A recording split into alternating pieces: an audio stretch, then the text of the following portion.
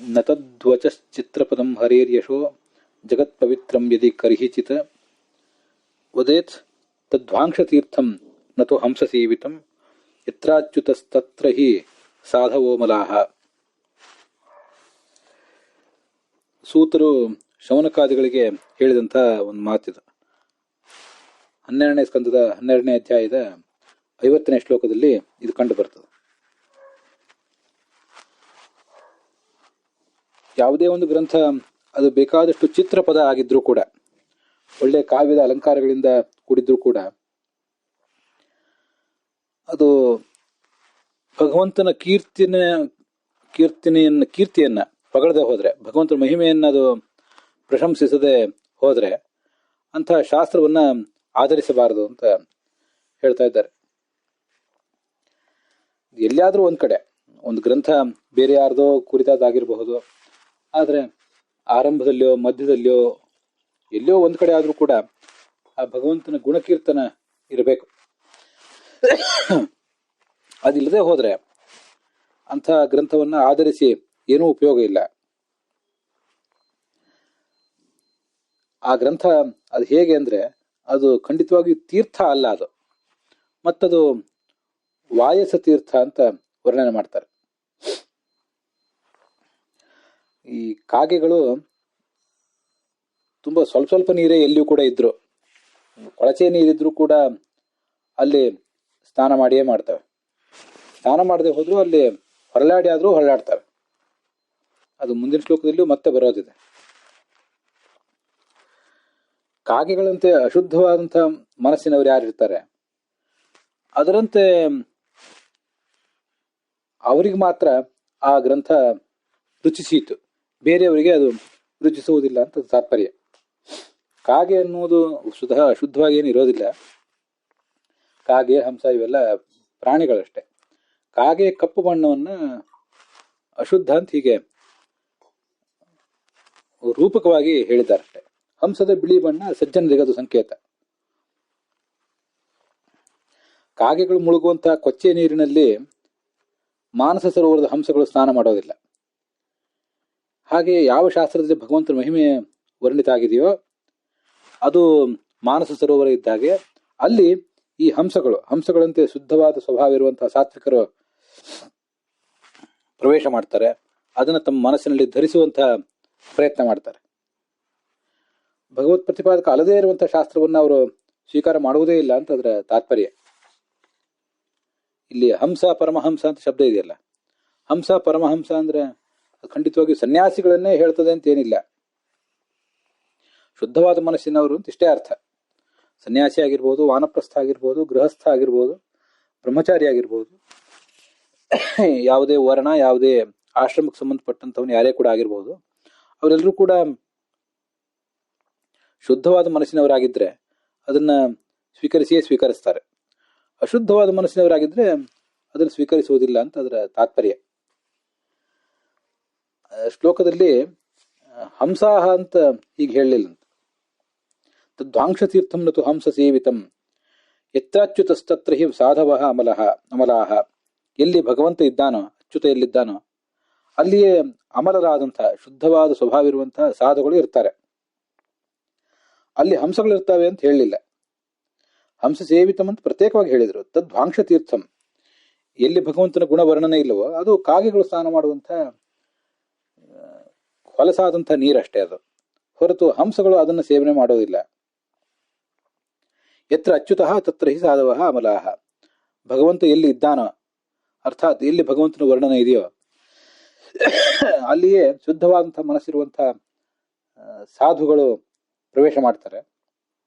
ಅವರು ಅದನ್ನು ಓದಿ ಮನಸ್ಸಿನಲ್ಲಿ ಧರಿಸ್ತಾರೆ ಕೂಡ ಅಂತ ಈಗ ಅದರ ತಾತ್ಪರ್ಯ ಆಗ್ತದೆ.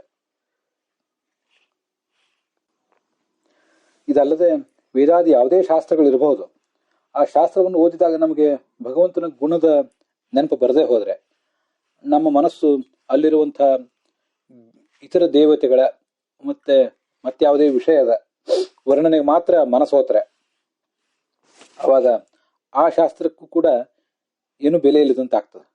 ವಸ್ತುತಃ ಅದೊಂದು ವಜ್ರವೇ, ಬಂಗಾರವೇ. ಆ ಬಂಗಾರದ ಬೆಲೆ ಯಾರಿಗೆ ಗೊತ್ತಿರ್ತದೋ ಅವನು ಅದನ್ನು ಉಪಯೋಗ ಮಾಡಿದರೆ ಆ ಬಂಗಾರಕ್ಕೂ ಬೆಲೆ ಬಂದಂತೆ ಇವನಿಗೂ ಅದರಿಂದ ಪ್ರಯೋಜನ ಆಗ್ತದೆ. ಆದರೆ ಆ ಬಂಗಾರವನ್ನು ತಗೊಂಡು ಮತ್ತೆ ಯಾವುದೋ ಕಬ್ಬಿಣವನ್ನು ಮತ್ತೇನನ್ನು ತಗೊಂಡಂತೆಯೇ ಅವನು ಕೆಲಸ ಮಾಡಿಬಿಟ್ರೆ, ಹಾಗೆ ಅದನ್ನು ಅನಾದರಿಸಿದರೆ ಅದರಿಂದ ಏನು ಲಾಭ ಇದೆ? ಅಂಥದ್ರಿಂದ ಏನೂ ಉಪಯೋಗ ಇಲ್ಲ. ಹಾಗೆ ಮಹಾಭಾರತದಂಥ ಯಾವುದೇ ಗ್ರಂಥ ಮತ್ತು ವೇದದಂಥ ಯಾವುದೇ ಗ್ರಂಥ ಅದು ನಮಗೆ ಕೈ ಸಿಕ್ಕರೂ ಕೂಡ ನಾವಲ್ಲದಲ್ಲಿ ಭಗವಂತನ ಪಾರಮ್ಯವನ್ನು ಕಾಣದೆ ಹೋದರೆ ಅದರಿಂದ ಏನೂ ಉಪಯೋಗ ಇಲ್ಲ. ಅದನ್ನೇ ಹಿಂದೆ ಒಂದು ಭಾಗವತ ಶ್ಲೋಕದಲ್ಲೇ ಬಂದಿದೆ. ವಿಷ್ಣು ತೀರ್ಥಾಚಾರ್ಯರು ಅದನ್ನು ಸಂಗ್ರಹಿಸಿದ್ದಾರೆ. ಮುನಿರು ವಿವಕ್ಷು ಭಗವದ್ಗುಣಾನಾಂ ಸಖಾಪಿತೆ ಭಾರತಮಾಹ ಕೃಷ್ಣ ದೃಣಾಂ ಗ್ರಾಮ್ಯ ಸುಖಾನುವಾದೈ ಮತಿ ಗೃಹೀತ ನ ಹರೇಃ ಕಥಾಯಾಂ. ಭಗವಂತನ ಗುಣವರ್ಣನೆ ಮಾಡಬೇಕು ಅಂತ ವ್ಯಾಸರು ಆ ಮಹಾಭಾರತ ರಚನೆ ಮಾಡಿದರು. ಆದರೆ ಅವರಿಗೆ ಭಗವಂತನ ಗುಣವನ್ನು ಪ್ರತಿಪಾದನೆ ಮಾಡುವ ಅಭಿಪ್ರಾಯ ಇದ್ರೂ ಕೂಡ, ಭಾರತ ಅನ್ನೋದು ಸರ್ವಶಾಸ್ತ್ರದಲ್ಲಿಯೂ ಉತ್ತಮವಾದ ಶಾಸ್ತ್ರ ಆಗಿದ್ರೂ ಕೂಡ, ಅದನ್ನ ಓದಿದಂಥ ಜನಸಾಮಾನ್ಯರಿಗೆ ಗ್ರಾಮ್ಯ ಸುಖಾನುವಾದೈ ಮತಿ ಗೃಹೀತ, ಕೇವಲ ಯಾವುದೋ ಗ್ರಾಮ್ಯ ಸುಖದ ಬಗ್ಗೆನೇ ಅವರ ಮನಸ್ಸು ಆಕೃಷ್ಟ ಆಗಿ ಅಲ್ಲಿ ಸೆಳೆದು ಹೋಗಿಬಿಡ್ತು. ಅಲ್ಲಿ ವರ್ಣನೆ ಬಂದಿರುವಂತಹ ಮತ್ಯಾವುದೋ ಸಂಗತಿ, ಮತ್ಯಾವುದೋ ವರ್ಣನೆ, ಭಗವಂತ ಒಂದನ್ನು ಬಿಟ್ಟು ಉಳಿದ ಎಲ್ಲ ಕಡೆ ಅವ್ರ ಮನಸ್ಸು ಹೋಗಿಬಿಡುತ್ತಷ್ಟೆ. ಹೀಗೆ ಜನಸಾಮಾನ್ಯರ ಸ್ಥಿತಿ ಇರ್ತದೆ, ಅಜ್ಞಾನಿಗಳ ಮನಸ್ಥಿತಿ ಇರ್ತದೆ ಅಂತ ಅದರ ತಾತ್ಪರ್ಯ. ಇಂದನೂ ಅಂತ ಒಂದು ಶ್ಲೋಕ ಬಂದಿದೆ ಅಂತ ಹೇಳಿದೆ. ಶಾಸ್ತ್ರ ಯಾವುದು ಅಂತ ಅನ್ನೋದು ಮುಖ್ಯ ಅಲ್ಲ, ಅದರಿಂದ ಏನು ಅರ್ಥವನ್ನು ಇವನು ಸ್ವೀಕಾರ ಮಾಡ್ತಾನೆ ಅಂತ ಅನ್ನೋದು ಮುಖ್ಯ. ಇಲ್ಲದೆ ಹೋದ್ರೆ ಹೀಗೆ ತೊಂದರೆಗೆ ಈಡಾಗ್ತಾನೆ ಅಂತ ಅದರ ಅಭಿಪ್ರಾಯ ಆಗ್ತದೆ. ಈಗ ನಾವು ನೋಡಿದಂಥ ಒಂದು ಶ್ಲೋಕವೇ ನತದ್ವಚ ಚಿತ್ರಪದಂ ಹರೇರ್ ಯಶೋ ಅಂತ ಮೊದಲ ಪಾದ, ಜಗತ್ಪವಿತ್ರಂ ಯದಿ ಕರ್ಹಿಚಿದ್ವದೇತ್ ಅಂತ ಎರಡನೇ ಪಾದ, ಜಗತ್ಪವಿತ್ರಂ ನಗೃಣೀತ ಕರ್ಹಿಚಿತ ಅಂತ ಎರಡನೇ ಪಾದ ಈ ಇನ್ನೊಂದು ಶ್ಲೋಕದಲ್ಲಿ. ಈಗ ನಾವು ನೋಡ್ತಿರೋ 306ನೇ ಶ್ಲೋಕ ಇದು 1ನೇ ಸ್ಕಂದದ್ದು, ಮತ್ತೆ 305ನೇ ಶ್ಲೋಕ ಇದು 12ನೇ ಸ್ಕಂದದ್ದು. ಎರಡೂ ಕೂಡ ಹೆಚ್ಚು ಕಡಿಮೆ ಸಮಾನವಾದ ಅಭಿಪ್ರಾಯವನ್ನೇ ಹೇಳ್ತವೆ.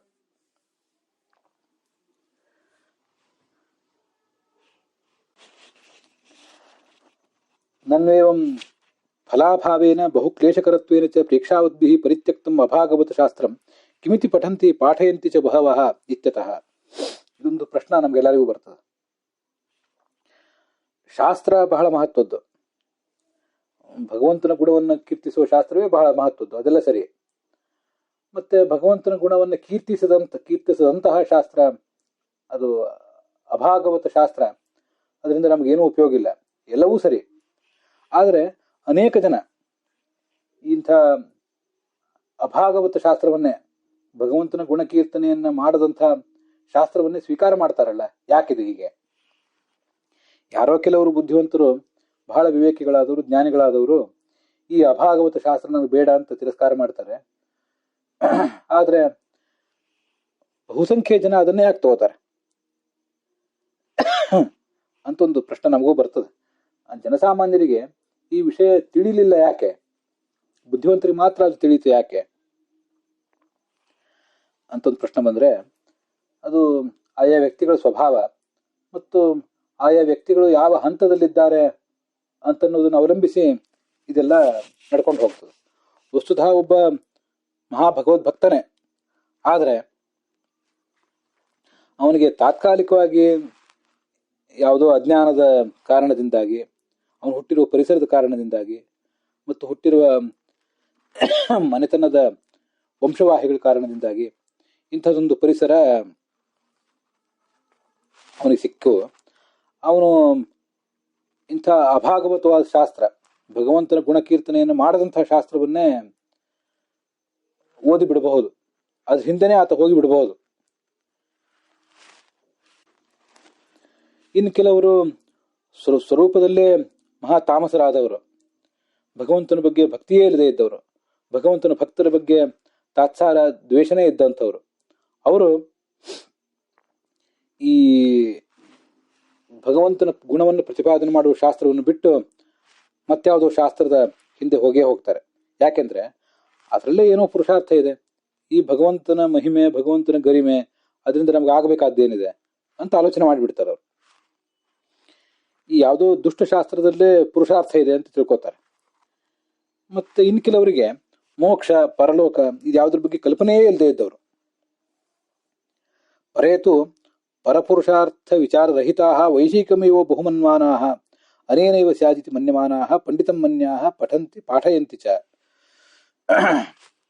ಅಧ್ಯಾತ್ಮದ ಬಗ್ಗೆ, ಅತೀಂದ್ರಿಯ ಸಂಗತಿಗಳ ಬಗ್ಗೆ ಅರಿವೇ ಇಲ್ಲದೆ ಹೋದ್ರೆ, ಈಗ ನಾವಿರುವ ಜಗತ್ತಿನಲ್ಲಿ ನಮಗೇನು ತಾತ್ಕಾಲಿಕವಾದ ಸುಖಗಳು, ತಾತ್ಕಾಲಿಕವಾದ ಗುರಿಗಳು ಕಾಣಿಸ್ತವೆ, ಇಷ್ಟೇ, ಇದೇ ನಮ್ಮ ಗುರಿ ಹೊರತು ಇನ್ನೇನೂ ಇಲ್ಲ. ಇಲ್ಲಿ ಸುಖ ಅನುಭವಿಸುವುದು, ಹುಟ್ಟುವುದು, ಸುಖ ಅನುಭವಿಸುವುದು, ಒಂದು ಬಾರಿ ಸಾವು ಬಂದಾಗ ಸಾವನ್ನು ಅಪ್ಪಿಕೊಳ್ಳೋದು, ಇಷ್ಟನ್ನೇ ಜೀವನ ಅಂತ ಭಾವಿಸಿದವರಿಗೆ ಅವರಿಗೆ ಭಗವಂತನ ಗುಣವನ್ನು ವರ್ಣನೆ ಮಾಡುವ ಶಾಸ್ತ್ರದ ಕಡೆಗೆ ಮನಸ್ಸಾಗೋದಿಲ್ಲ. ಅವ್ರದ್ದು ಮನಸ್ಸು ಇಲ್ಲಿ ಯಾವುದೋ ದುಷ್ಟಶಾಸ್ತ್ರದ ಕಡೆಗೇನೆ ಹೋಗ್ತದೆ. ಅವರು ಪಂಡಿತಂ ಮನ್ಯಾಹ, ತಾವೇ ದೊಡ್ಡ ಪಂಡಿತರು, ತಾವೇ ದೊಡ್ಡ ವಿಚಾರವಾದಿಗಳು ಅಂತ ತಿಳಿದಿರ್ತಾರೆ. ತಮಗೊಂದು ತಮ್ಮ ಅರಿವಿಗೆ ಮೀರಿದಂತಹ ಒಂದು ಸಂಗತಿ ಇದೆ ಅಂತ ಅವರಿಗೆ ಗೊತ್ತಿರೋದಿಲ್ಲ. ನಮ್ಗಿದು ಯಾವತ್ತೂ ಕೂಡ ಗೊತ್ತಿರಬೇಕು. ನಮ್ಮ 5 ಇಂದ್ರಿಯಗಳು, ಪಂಚೇಂದ್ರಿಯಗಳೇನಿವೆ, ಆ ಪಂಚೇಂದ್ರಿಯಗಳ ಶಕ್ತಿ ಅಂತ ಅನ್ನೋದು ಬಹಳ ಸೀಮಿತ. ಇದನ್ನು ಮೀರಿದಂಥ ಕೆಲವು ಸಂಗತಿಗಳಿದೆ.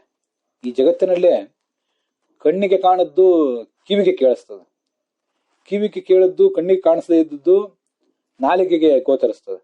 ನಮ್ಗಿದೆಲ್ಲ ಗೊತ್ತಿದ್ದೇ ಇದೆ. ಅದರಿಂದ ನಮ್ಮ ಇಂದ್ರಿಯಗಳಿಗೊಂದು ಶಕ್ತಿ ಬಹಳ ಸೀಮಿತವಾಗಿದೆ.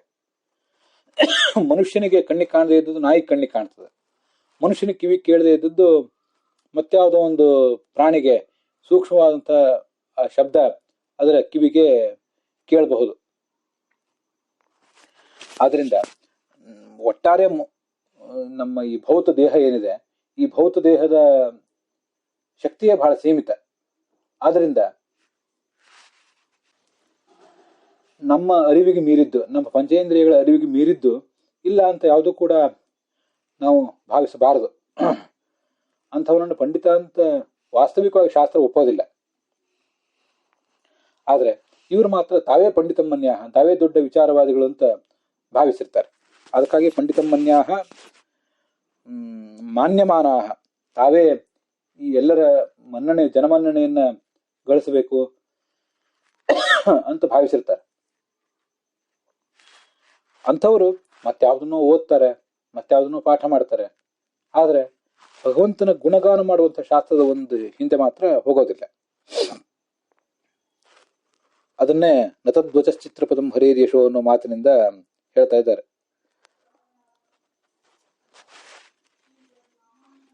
ಎಲ್ಲಿಯಾದ್ರೂ ಒಂದು ಕಡೆ ಆ ಭಗವಂತನ ಗುಣಗಣದ ವರ್ಣನೆ ಶಾಸ್ತ್ರದಲ್ಲಿ ಇರಬೇಕು. ಇಡೀ ದೊಡ್ಡ ಶಾಸ್ತ್ರ, ಲಕ್ಷಗಟ್ಟಲೆ ಶ್ಲೋಕಗಳಿರುವಂತಹ ಒಂದು ಶಾಸ್ತ್ರ, ಅದರಲ್ಲಿ ಎಲ್ಲಿಯಾದ್ರೂ ಒಂದು ಕಡೆ ಆದ್ರೂ ಭಗವಂತನ ಮಹಿಮೆಯ ವರ್ಣನೆ ಇರಬೇಕು.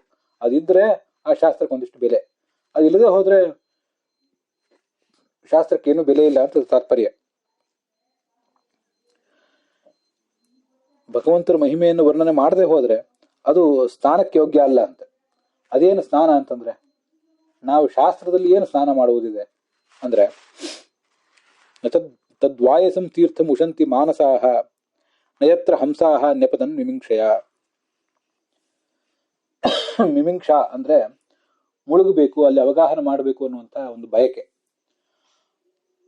ಶಾಸ್ತ್ರದಲ್ಲಿ ಮುಳುಗುವುದು, ಅವಗಾಹನ ಮಾಡುವುದು ಅಂದ್ರೆ ಅವುಗಳನ್ನ ಚೆನ್ನಾಗಿ ಮೊದಲು ಶ್ರವಣ ಮಾಡಿ, ಆಮೇಲೆ ಮನನ ಮಾಡಿ, ಮತ್ತೆ ಅದನ್ನ ಇನ್ನೊಬ್ಬರಿಗೆ ಪಾಠ ಪ್ರವಚನಾದಿಗಳಲ್ಲಿ ರೂಪದಲ್ಲಿ ಹೇಳಿ ಅದನ್ನ ರೂಢಿಸಿಕೊಳ್ಳುವುದು ಅಂತ ಅರ್ಥ.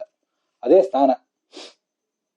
ಅದರಿಂದಲೇ ಈ ಯಾರು ಒಂದು ಹಂತದ ಡಿಗ್ರಿ ಮುಗಿಸಿರ್ತಾರೆ, ಪದವಿ ಪಡ್ಕೊಂಡಿರ್ತಾರಲ್ಲ, ಪದವಿ ಪಡ್ಕೊಂಡವ್ರನ್ನ ಸ್ನಾತಕರು ಅಂತ ಹೇಳ್ತಿರ್ತಾರೆ. ಸ್ನಾತಕ ಅಂತಂದ್ರೆ ಸ್ನಾನ ಮಾಡಿದವನು ಅಂತ ಅದರ ತಾತ್ಪರ್ಯ. ಕನ್ನಡದಲ್ಲೆಲ್ಲ ಅದನ್ನ ಸ್ನಾತಕ ಅಂತಾನೆ ಹೇಳ್ತಾರೆ. ಮುಂದೆ ಡಿಗ್ರಿ ಆದ್ಮೇಲೆ ಪೋಸ್ಟ್ ಗ್ರಾಜುಯೇಷನ್ ಮಾಡುವುದು ಏನಿದೆ ಅದು ಸ್ನಾತಕೋತ್ತರ ಅಂತ ಅನ್ಸ್ಕೋತದ. ಡಿಗ್ರಿ ಆದ್ಮೇಲೆ ಪೋಸ್ಟ್ ಗ್ರಾಜುಯೇಷನ್ ಡಿಗ್ರಿ, ಗ್ರಾಜುಯೇಷನ್ ಅಂದ್ರೆ ಪದವಿ, ಪೋಸ್ಟ್ ಗ್ರಾಜುಯೇಷನ್ ಅಂದ್ರೆ ಗ್ರಾಜುಯೇಷನ್ ಆದ್ಮೇಲೆ ನಾವು ಮಾಡ್ಕೊಳ್ಳುವಂತ ಶಿಕ್ಷಣ. ಅದರಿಂದಲೇ ಸ್ನಾತಕೋತ್ತರ ಅಂತ ಅದನ್ನು ಕರೀತಾರೆ. ಅಂತೂ ಸ್ನಾತಕ ಅನ್ನೋದು ಡಿಗ್ರಿಗೆ ಸಂಬಂಧಪಟ್ಟದ್ದು. ಯಾರು ಡಿಗ್ರಿ ಮುಗಿಸಿದ್ದಾನೆ, ಗ್ರಾಜ್ಯುಯೇಟ್ ಆಗಿದ್ದಾನೆ, ಪದವೀಧರ ಆಗಿದ್ದಾನೆ, ಅವನನ್ನ ಸ್ನಾತಕ ಅಂತ ಹೀಗೆ ಹೇಳ್ತಾರೆ. ಸ್ನಾನ ಮಾಡುವುದು ಅಂದ್ರೆ ಆ ಶಾಸ್ತ್ರದಲ್ಲಿ ಮುಳುಗಿ ಹೇಳುವುದು, ಅದನ್ನ ಚೆನ್ನಾಗಿ ಅಧ್ಯಯನ ಮಾಡುವುದು ಅಂತ, ಅದೇ ಅದರ ತಾತ್ಪರ್ಯ ಆಗ್ತದೆ. ಆದ್ದರಿಂದ ಶ್ರವಣ ಮನನ ಏನ್ ಮಾಡ್ತೀವಿ, ಮುಂದೆ ಪ್ರವಚನ ಪಾಠ ಇತ್ಯಾದಿಗಳನ್ನ ಏನ್ ಮಾಡ್ತೀವಿ, ಅದೇ ಒಂದು ಸ್ನಾನ. ಇಲ್ಲಿ ಹಂಸಗಳು ಅಂದ್ರೆ ಶುದ್ಧವಾದ ಮನಸ್ಸಿನವರು ಇಂಥ ಅಧಾರ್ಮಿಕ ಅಭಾಗವತ ಶಾಸ್ತ್ರವನ್ನ ಎಂದೂ ಕೂಡ ತಮ್ಮ ಸ್ನಾನಕ್ಕಾಗಿ ಉಪಯೋಗ ಮಾಡ್ಕೊಳ್ಳೋದಿಲ್ಲ. ಅವರು ಧರ್ಮದ ವರ್ಣನೆ ಇರುವ, ಭಗವಂತನ ಗುಣಗಣದ ವರ್ಣನೆ ಇರುವಂತಹ ಶಾಸ್ತ್ರಕ್ಕೆ ಪ್ರವೇಶ ಮಾಡ್ತಾರೆ, ಅಲ್ಲಿಯೇ ಹೋಗ್ತಾರೆ. ಇದನ್ನ ಅವ್ರು ಓದೋದಿಲ್ಲ ಅಂತ ಅದರ ತಾತ್ಪರ್ಯ. ಜರಾಯುಜಂ ಸ್ವೇದಜ ಮಂಡದೋದ್ಭಿಜಂ ಚರಾಚರಂ ದೇವರ್ಷಿ ಪಿತೃಭೂತ ಭೇದಂ ದ್ಯೌಖಂ ಕ್ಷಿತಿ ಶೈಲ ಸರಿತ್ ಸಮುದ್ರ ದ್ವೀಪಗ್ರಹ ಕ್ಷೈತ್ಯಭಿಯ ಏಕಃ. ಇದು 307ನೇ ಶ್ಲೋಕ. ಮತ್ತೆ ಮೂಲ ಭಾಗವತದಲ್ಲಿ ಇದು 5ನೇ ಸ್ಕಂದದ 18ನೇ ಶ್ಲೋಕದ 18ನೇ ಅಧ್ಯಾಯದ 32ನೇ ಶ್ಲೋಕ. ಅದೇನು ಹೇಳ್ತದೆ ಅಂದ್ರೆ, ಈ ಜಗತ್ತಿನಲ್ಲಿ ಏನೇನು ವಸ್ತುಗಳಿವೆ ಆ ಎಲ್ಲಾ ವಸ್ತುಗಳನ್ನು ಪ್ರತಿಪಾದನೆ ಮಾಡುವಂತಹ ಎಲ್ಲಾ ಶಬ್ದಗಳಿಂದಲೂ ಕೂಡ ಭಗವಂತನೇ ವಾಚ್ಯನಾಗಿದ್ದಾನೆ ಹೊರತು ಇನ್ಯಾರೂ ವಾಚ್ಯರಲ್ಲ ಅಂತದು ವರ್ಣನೆ ಮಾಡಿ ತೋರಿಸಿದೆ ನಮಗೆ. ಈ ಹಿರಣ್ಮಯ ಖಂಡದಲ್ಲಿ ಅರ್ಯಮನಿಂದ ಅಂದ್ರೆ ಯಮನಿಂದ ಆರಾಧಿತನಾಗುವಂತ ಕೂರ್ಮಮೂರ್ತಿ ಹೀಗೆ ಭಗವಂತನನ್ನ ಸ್ತೋತ್ರ ಮಾಡಿದ್ದಾನೆ. ಅಲ್ಲಿ ಆ ಗ್ರಂಥದಲ್ಲಿ ಭಾಗವತದ 5ನೇ ಸ್ಕಂದದಲ್ಲಿ ಬೇರೆ ಬೇರೆ ಖಂಡಗಳಲ್ಲಿ ಯಾವ್ಯಾವ ಭಗವಂತನ ರೂಪಗಳಿವೆ ಮತ್ತು ಆ ರೂಪಗಳನ್ನು ಯಾರ್ಯಾರು ಸ್ತೋತ್ರ ಮಾಡಿದ್ದಾರೆ ಅಂತ ಅನ್ನೋದನ್ನೆಲ್ಲ ತಿಳಿಸ್ತಾರೆ. ಅದಕ್ಕಾಗಿ ಅಲ್ಲಿ ಬಂದಿರುವಂತಹ ಶ್ಲೋಕ ಇದು. ಅರ್ಯಮ ಅಂದ್ರೆ ದ್ವಾದಶಾದಿತ್ಯರಲ್ಲಿ ಬಂದಿರುವಂತಹ ಒಬ್ಬ ಅರ್ಯಮ ಅಂತ ತಿಳ್ಕೊಳ್ಬಾರದು. ಇದು ಪಿತೃದೇವತೆಗಳಲ್ಲಿ ದೇವತೆಯಾದಂತಹ ಯಮನಿಂದ ಆರಾಧಿತನಾಗುವಂತಹ ಕೂರ್ಮಮೂರ್ತಿಯ ಸ್ತೋತ್ರ ಇದು. ಮೂಲದಲ್ಲಿ ಇರುವುದು ಹೀಗೆ: ಹಿರಣ್ಮಯೇತು ಭಗವಾನ್ ನಿವಸತಿ ಕೂರ್ಮತನುಂ ಬಿಭ್ರಾಣಃ ತಸ್ಯ ಪ್ರಿಯತಮಾಂ ತನುಂ ಅರ್ಯಮಾ ಸಹ ತದ್ವರ್ಷ ಪುರುಷೈಃ ಪಿತೃಗಣಾಧಿಪತಿ ಉಪಧಾವತಿ ಮಂತ್ರಮಿಮಂ ಚ ಅನುಜಪತಿ ಅಂತ 30ನೇ ಶ್ಲೋಕದಲ್ಲಿ ಅದಕ್ಕೆ ಸಂಬಂಧಪಟ್ಟ ಒಂದು ಮಂತ್ರ ಇದೆ. ಮುಂದೆ 31ನೇ ಶ್ಲೋಕದಲ್ಲಿ ಮತ್ತೊಂದು ಪ್ರಾರ್ಥನೆ ಇದೆ. ಅಲ್ಲಿರುವ 32ನೇ ಶ್ಲೋಕವನ್ನ ಇಲ್ಲಿ ವಿಷ್ಣು ತೀರ್ಥರು ತಗೊಂಡಿದ್ದಾರೆ. ಆದ್ರಿಂದ ಅರ್ಯಮ ಅಂದ್ರೆ ಪಿತೃಗಣಾಧಿಪತಿ ಅಂತ ಅಲ್ಲಿ ಬಂದಿರೋದ್ರಿಂದ ದ್ವಾದಶಾದಿತ್ಯರಲ್ಲಿ ಸೇರಿದ ಒಬ್ಬ ಅರ್ಯಮ ಅಲ್ಲ ಇವನು. ಪಿತೃಗಣಾಂ ಅರ್ಯಮ ಚಾಸ್ಮಿ ಅಂತ ಭಗವದ್ಗೀತಾದಲ್ಲಿ ಈ ವಿಭೂತಿ ರೂಪಗಳನ್ನು ಹೇಳುವ ಪ್ರಸಂಗದಲ್ಲಿ, ಮತ್ತೆ ಪಿತೃಗಣಾಂ ಅರ್ಯಮ ಅಂತ ಭಾಗವತದ 11ನೇ ಸ್ಕಂದದಲ್ಲೂ ಕೂಡ ವಿಭೂತಿ ರೂಪಗಳನ್ನು ವರ್ಣನೆ ಮಾಡುವ ಪ್ರಸಂಗ ಇದೆ. ಅದನ್ನೆಲ್ಲ ಈ ಹಿಂದೆ ಮಹಾಭಾರತ ಪ್ರವಚನ ಮಾಡುವಾಗ, ಅದರಲ್ಲಿ ಭಗವದ್ಗೀತಾ ಪ್ರವಚನ ಮಾಡುವಾಗ ಹೇಳಿದ್ದೆ. ಇಲ್ಲಿ ಅರ್ಯಮ ಅಂದ್ರೆ ದ್ವಾದಶಾದಿತ್ಯರಲ್ಲಿ ಸೇರಿದ ಒಬ್ಬ ಅರ್ಯಮ ಅಲ್ಲ, ಅವನು ಅರ್ಯಮ ದಂಡಧರ ಅಂತ ಆಚಾರ್ಯರು ಅದಕ್ಕೆ ಭಾಗವತ ತಾತ್ಪರ್ಯದಲ್ಲಿ ಅದರ ಸ್ಪಷ್ಟೀಕರಣ ಕೊಟ್ಟಿದ್ದಾರೆ. ಯಮಧರ್ಮ ಈ ವಿದುರನಾಗಿ ಅವತರಿಸಿದಾಗ ಮೂಲ ಲೋಕದಲ್ಲಿ ಯಾರು ಕೆಲಸ ಮಾಡ್ತಾ ಇದ್ರು, ಯಮನ ಜವಾಬ್ದಾರಿಯನ್ನು ಯಾರು ತಗೊಂಡಿದ್ರು ಅಂದ್ರೆ ಅರ್ಯಮ ತಗೊಂಡಿದ್ದ ಅಂತ ಒಂದ್ ಕಡೆ ಭಾಗವತದಲ್ಲಿದೆ. ಅರ್ಯಮ ತಗೊಂಡಿದ್ದ ಅಂದ್ರೆ ದ್ವಾದಶಾದಿತ್ಯರಲ್ಲಿ ಸೇರಿದಂತಹ ಒಬ್ಬ ಅರ್ಯಮ ಅದನ್ನು ತಗೊಂಡಿದ್ದ ಅಂತ ತಾತ್ಪರ್ಯ ಖಂಡಿತ ಅಲ್ಲ. ಅರ್ಯಮ ಅಂದ್ರೆ ದಂಡಧರ, ಯಮ ಏನಿದ್ದಾನೆ ಅವನೇ ಯಮಧರ್ಮ ಅಲ್ಲಿ ಈ ಜವಾಬ್ದಾರಿಯನ್ನು ಸ್ವೀಕಾರ ಮಾಡಿದ್ದ ಅಂತ ಅರ್ಥ. ಭಾಗವತದ 11ನೇ ಸ್ಕಂದದಲ್ಲಿ ಅದನ್ನೆಲ್ಲ ವ್ಯಾಖ್ಯಾನ ಮಾಡುವಾಗ ಅನೇಕ ವ್ಯಾಖ್ಯಾನಕಾರರು ಅದನ್ನೆಲ್ಲ ಸ್ಪಷ್ಟವಾಗಿ ತೋರಿಸಿದ್ದಾರೆ. ಅಲ್ಲಿಯೂ ಯಮ ಅಂತ ಏನು ಬಂದಿದೆ, ಆ ಯಮ ಎಂಬ ಶಬ್ದಕ್ಕೆ ಅಲ್ಲಿ ಅರ್ಯಮ ಎಂಬ ಶಬ್ದಕ್ಕೆ ಯಮ ಅಂತ ಶಬ್ದ ಬಂದಿದ್ರೆ ಅದೇನು ಸ್ಪಷ್ಟನೆ ನಮಗೆ ಸಿಗ್ತಿರ್ಲಿಲ್ಲ. ಅದು ತಾನಾಗೇ ಸ್ಪಷ್ಟವಾಗೇ ಇದೆ, ಅದಕ್ಕೆ ಯಾರೂ ಸ್ಪಷ್ಟೀಕರಣ ಕೊಡಬೇಕಾದ ಅಗತ್ಯ ಇರ್ತಿರ್ಲಿಲ್ಲ. ಆದ್ರೆ ಅರ್ಯಮ ಅಂತ ಶಬ್ದ ಬಂದಿದ್ದನ್ನ ಗಮನಿಸಿ ಅದಕ್ಕೆ ಅರ್ಥವನ್ನ ವರ್ಣನೆ ಮಾಡಿದ್ದಾರೆ ಯಮ ಅಂತ ಹೇಳಿ ಭಾಗವತದ ವ್ಯಾಖ್ಯಾನಕಾರರು. ಆದ್ರಿಂದ ಅರ್ಯಮ ಎಂಬ ಶಬ್ದದಿಂದ ದ್ವಾದಶ ಆದಿತ್ಯರಲ್ಲಿ ಸೇರಿದಂಥ ಅರ್ಯಮ ಎಂಬ ಒಬ್ಬನನ್ನು ತಗೊಳ್ಳುವುದಲ್ಲ, ಪ್ರೇತಗಣದ ಅಧಿಪತಿಯಾದಂಥ ಯಮಲೋಕದ ಅಧಿಪತಿಯಾದಂತಹ ಯಮನನ್ನೇ ಇಲ್ಲಿ ತಗೊಳ್ಬೇಕು, ಅವನಿಗೆ ಯಮ ಅಂತ ಹೀಗೆ ಅದರ ತಾತ್ಪರ್ಯ. ಅದರಿಂದ ಅಂಥ ನಿಯಮ ಹೀಗೆ ಭಗವಂತನ ಪ್ರಾರ್ಥನೆ ಮಾಡ್ತಾನೆ. ಭಗವಂತನೇ, ನೀನು ಜಗದಂತರ್ಯಾಮಿ, ಎಲ್ಲಾ ಜೀವ ಜಡಗಳಲ್ಲಿಯೂ ನೀನೇ ಇದ್ದಿ, ಅವುಗಳ ನಾಮಗಳು ಕೂಡ ಮುಖ್ಯವಾಗಿ ನಿನ್ನ ನಾಮಗಳೇ ಆಗಿವೆ ಅಂತ ಅದರ ತಾತ್ಪರ್ಯ.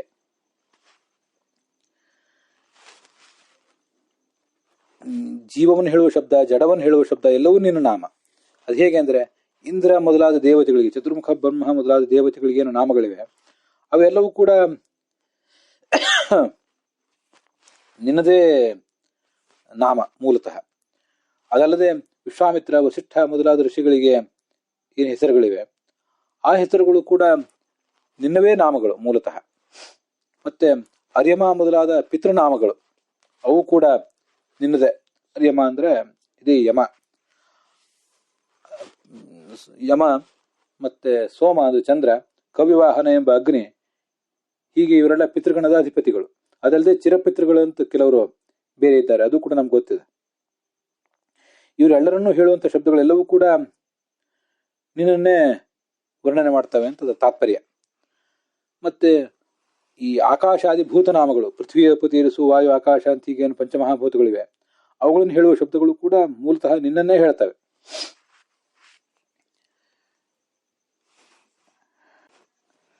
ಅದು ಹೇಗೆ ಅಂತ ಅನ್ನೋದನ್ನ ಇನ್ನೊಂದು ಯಾವ್ದಾದ್ರು ದಿವಸ ಹೇಳುವಂತ ಪ್ರಯತ್ನ ಮಾಡ್ತೇನೆ. ಈ ಜರಾಯುಜ, ಅಂಡಜ, ಸ್ವೇದಜ, ಉದ್ಭಿಜ್ಜ ಅಂತ 4 ಥರದ ಪ್ರಾಣಿಗಳಿವೆ ಅಂತ. ಜರಾಯುಜ ಅಂದ್ರೆ ಗರ್ಭಕೋಶದಲ್ಲಿ ಹುಟ್ಟುವಂತಹ ಪ್ರಾಣಿಗಳು, ಮನುಷ್ಯ, ಕೆಲವು ಪ್ರಾಣಿಗಳು ಎಲ್ಲ ಮೊದಲಾದದ್ದು. ಜರಾಯುಜ ಅನ್ನೋ ಶಬ್ದವು ಭಗವಂತನನ್ನೇ ಹೇಳ್ತದೆ. ಅದರ ಪ್ರಭೇದಗಳು ಮನುಷ್ಯ, ಹುಲಿ, ಸಿಂಹ, ಕರಡಿ ಇತ್ಯಾದಿ ಶಬ್ದಗಳು ಕೂಡ ಅವನನ್ನೇ ಹೇಳ್ತವೆ ಹೊರತು ಬೇರೆ ಯಾರನ್ನು ಹೇಳೋದಿಲ್ಲ ಅಂತ ಅದರ ಅಭಿಪ್ರಾಯ. ಮತ್ತೆ ಪಕ್ಷಿ ಮೊದಲಾದ ಅಂಡಜಗಳು, ತತ್ತಿಯಿಂದ ಹುಟ್ಟುವಂತಹ ಪ್ರಾಣಿಗಳೇನಿವೆ ಅವು ಕೂಡ ಭಗವಂತನನ್ನೇ ಹೇಳ್ತವೆ. ಆ ಶಬ್ದಗಳು, ಅಂಡಜ ಅನ್ನೋದು ಎಲ್ಲಾ ಪಕ್ಷಿಗಳಿಗೂ, ಮೊಸಳೆ, ಹಾವು ಮೊದಲಾದವುಗಳಿಗೆಲ್ಲದಕ್ಕೂ ಕೂಡ ಸಮಾನವಾದಂತಹ ಒಂದು ಶಬ್ದ. ಅಲ್ಲಿ ಆ ಅಂಡಜ ಎಂಬ ಶಬ್ದ ಅಲ್ಲದೇನೆ ಪಕ್ಷಿ, ವಿಹಗ, ಮತ್ತೆ ಕಾಕ, ಪಾರಾವತ, ಹಂಸ, ಶುಕ ಮೊದಲಾದ ಪ್ರಭೇದ ಶಬ್ದಗಳೇನಿವೆ ಅವು ಭಗವಂತನನ್ನೇ ಹೇಳ್ತವೆ. ಮತ್ತೆ ಉದ್ಭಿಜ್ಜ ಅಂದ್ರೆ ನೆಲವನ್ನು ಸೀಳ್ಕೊಂಡು ಹುಟ್ಟುವಂತಹ ವೃಕ್ಷಗಳು, ಬಳ್ಳಿಗಳು ಮೊದಲಾದದ್ದು. ಆ ಉದ್ಭಿಜ್ಜ ಅನ್ನೋ ಶಬ್ದ ಅಲ್ಲದೆ ಮತ್ತೆ ಆಮ್ರ, ಪನಸ ಇತ್ಯಾದಿ ಶಬ್ದಗಳು ಕೂಡ ಭಗವಂತನನ್ನೇ ಹೇಳ್ತವೆ ಹೊರತು ಇನ್ಯಾರನ್ನು ಕೂಡ ಅವು ಹೇಳುವುದಿಲ್ಲ, ಎಲ್ಲವೂ ಅವನನ್ನೇ ಹೇಳಬೇಕು.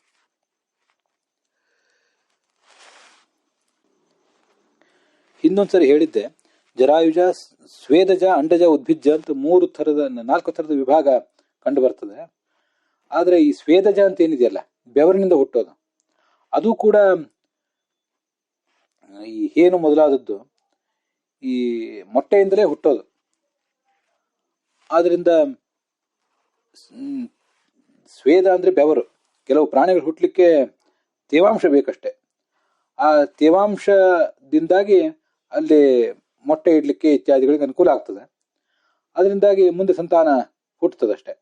ಅದರಿಂದ ನೇರವಾಗಿ ಬೆವರಿನಿಂದ ಯಾವುದು ಕೂಡ ಹುಟ್ಟೋದಿಲ್ಲ. ಸ್ವೇದಜ ಅನ್ನೋದು ಕೂಡ ನಾನು ಅದ್ರ ಬಗ್ಗೆ ಪ್ರಾಣಿಶಾಸ್ತ್ರಜ್ಞರನ್ನು ಹಿಂದೆ ವಿಚಾರಿಸಿದ್ದೆ.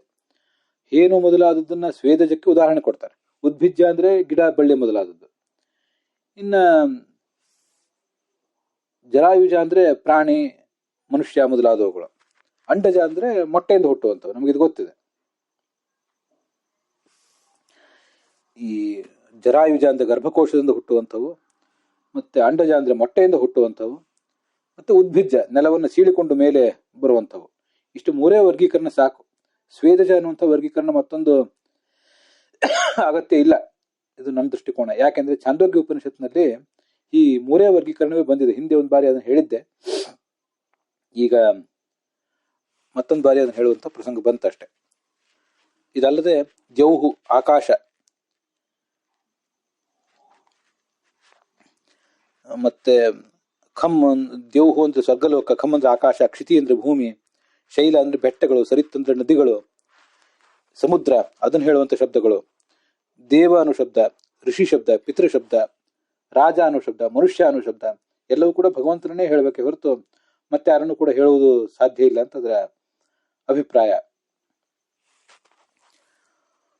ದ್ವೀಪ ಗೃಹ ವೃಕ್ಷ ಇತಿ ಅಭಿಧೇಯ ಏಕಃ. ದ್ವೀಪಗಳು, ನಾನಾ ಥರದ ದ್ವೀಪಗಳಿವೆ. ಆ ದ್ವೀಪಗಳನ್ನ ಹೇಳುವಂತಹ ಶಬ್ದಗಳು. ಗ್ರಹ ಅಂದ್ರೆ ಭೂಮಿ, ಗುರುಗ್ರಹ, ಚಂದ್ರಗ್ರಹ ಮೊದಲಾದ ಗ್ರಹಗಳಿವೆ. ಅದನ್ನು ಹೇಳುವಂತಹ ಶಬ್ದಗಳು ಕೂಡ ಈ ಭಗವಂತನನ್ನೇ ಹೇಳ್ತವೆ. ಅದಲ್ಲದೆ ನಕ್ಷತ್ರಗಳನ್ನು ಹೇಳುವಂತಹ ಶಬ್ದಗಳು ಕೂಡ ಭಗವಂತನ ಹೇಳ್ತವೆ.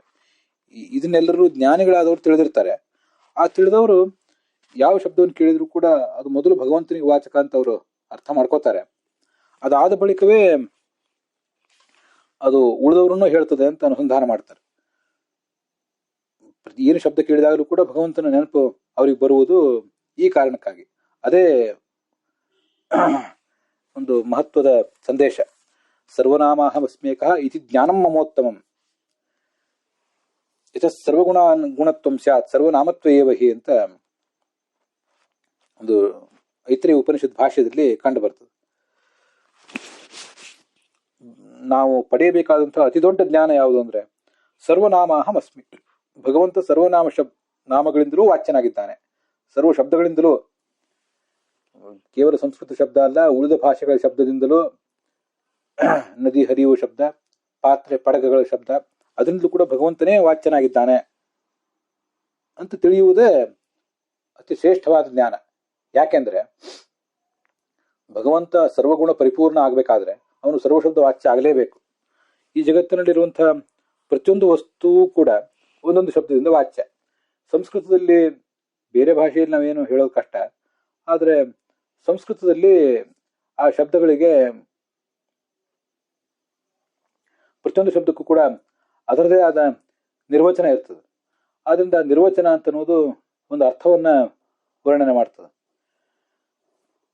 ನಿರ್ವಚನ ಇಲ್ಲದೇ ಇರುವಂತಹ ಒಂದು ನಿರ್ದಿಷ್ಟ ಗುಣವನ್ನು ಹೇಳದೇ ಇರುವಂತಹ ಶಬ್ದವೇ ಸಂಸ್ಕೃತದಲ್ಲಿ ಇಲ್ಲ. ಆದ್ದರಿಂದ ಸರ್ವಶಬ್ದ ವಾಚ್ಯ ಭಗವಂತ ಅಂತ ತಿಳ್ಕೊಂಡಾಗ ಮಾತ್ರ ಅವನಿಗೆ ಸರ್ವಗುಣ ಪರಿಪೂರ್ಣತ್ವವನ್ನು ನಾವು ತಿಳಿಲಿಕ್ಕೆ ಸಾಧ್ಯ. ಆದ್ರಿಂದ ಭಗವಂತ ಸರ್ವಶಬ್ದ ವಾಚ್ಯ ಅಂತ ತಿಳಿಯುವುದೇ ಅತಿ ದೊಡ್ಡ ಜ್ಞಾನ ಅಂತ ಭಗವಂತನೇ ಹೇಳಿದಂಥ ಒಂದು ಮಾತು ಕೇಳಿ ಬರ್ತದೆ. ಅದರೊಂದಿಗೆ ಇವತ್ತಿನ ಈ ಭಾಗ ಸಮಾಪ್ತವಾಗಿದೆ.